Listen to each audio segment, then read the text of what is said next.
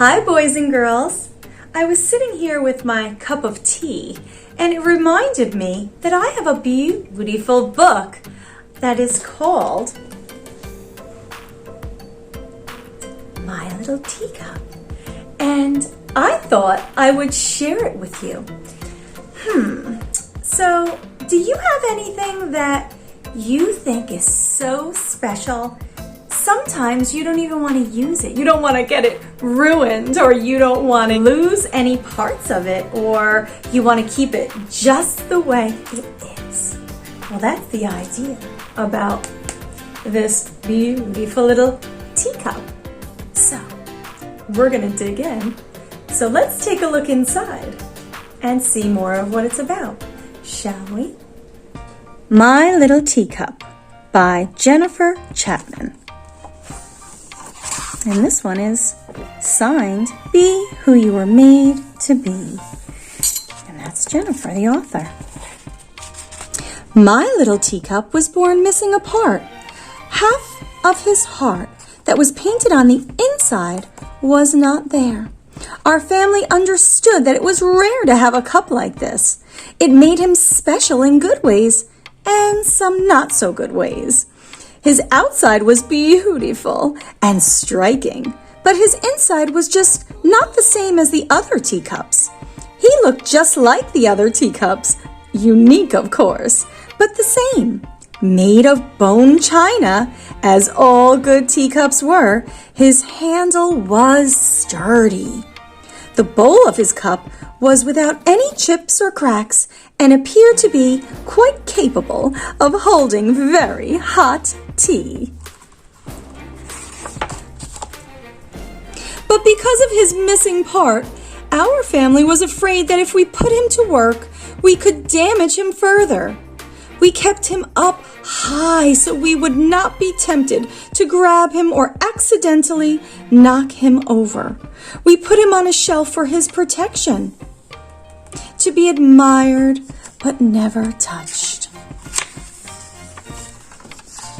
Our teacup was a handsome sight of intricate patterns and shapes that made him so unique and special to us. He seemed poised to be an amazing and useful cup. One day we would use him, but not yet.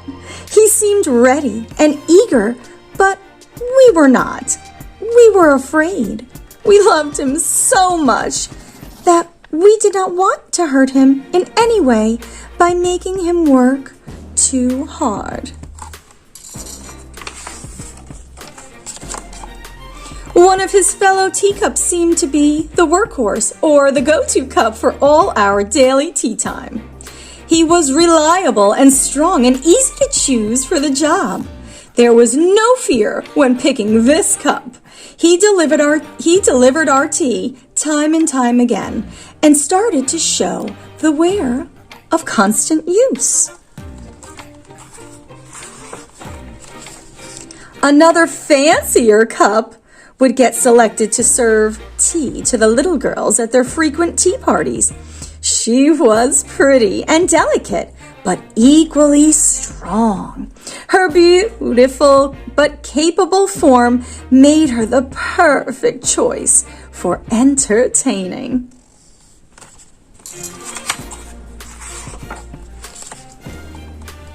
But my little teacup sat, admired from afar, but not handled for fear or harm. At first he seemed eager to be chosen, but over time he began to feel unworthy. Not understanding our protection as love, he began to doubt his own abilities and stopped even hoping to be picked for tea time.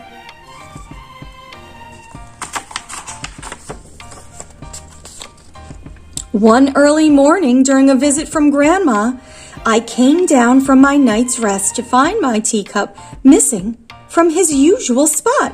I couldn't imagine what had happened to him.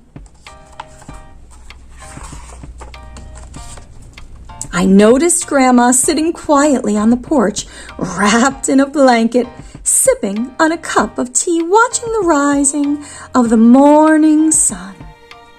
I froze in my tracks, alarmed at the vision of my little teacup being lifted so Grandma could take a sip.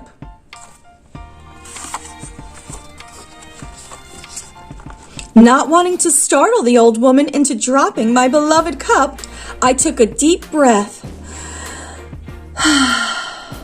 and slowly pushed the screen door open.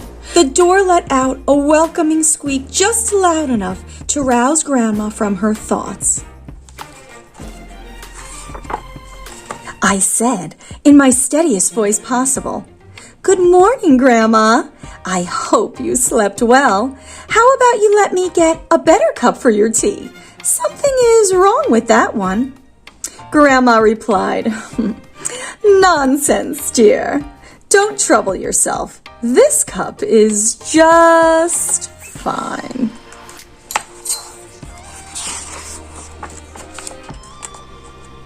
I tried again. "Well, how about I get a bigger cup of tea for you? Wouldn't that be nice?" Again, the old woman replied, No. Bigger is not always better, dear. This cup is perfect." In my near panic to retrieve my precious cup and return him to safety, I said, "Oh, Grandma, that cup is very special to us, so we don't use him. He's extra fragile because he is missing a part. Half of his heart is missing from the inside. Can I please have him back?" Then Grandma replied, "Nonsense, my dear. This cup is perfect just the way it is. He's delivering my tea brilliantly. His handle is sturdy and feels so comforting in my hand, and his cup is just the right size for my tastes."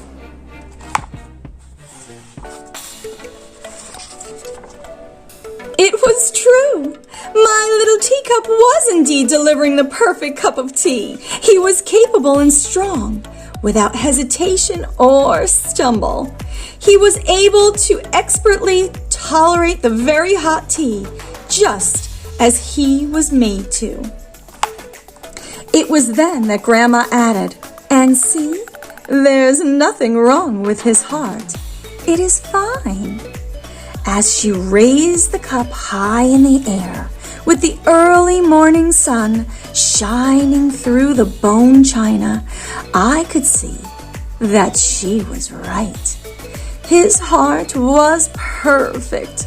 My precious little teacup was perfect, just the way he was made. The end. My little teacup. So what did you think of the book? Did you like it? Did you think that the little teacup would be able to handle those beautiful pours of tea like a regular cup would be able to? Well, Grandma thought that cup was just fine, and she was right.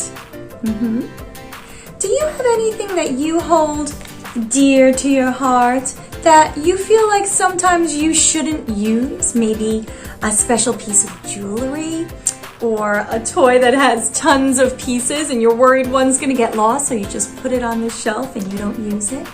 Well, I think it's okay to use as long as you're very, very careful. With a parent or special grown-up's help and guidance, you can make sure that that specific item is kept just right. So if you have something special in your home that you've been holding out on using, you can be careful. We can also think about the story dealing with ourselves.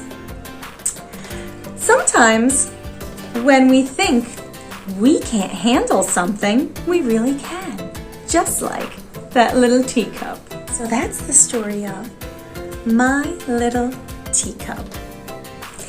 I'll catch you learners next time.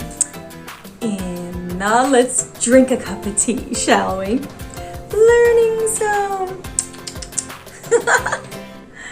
Bye, friends.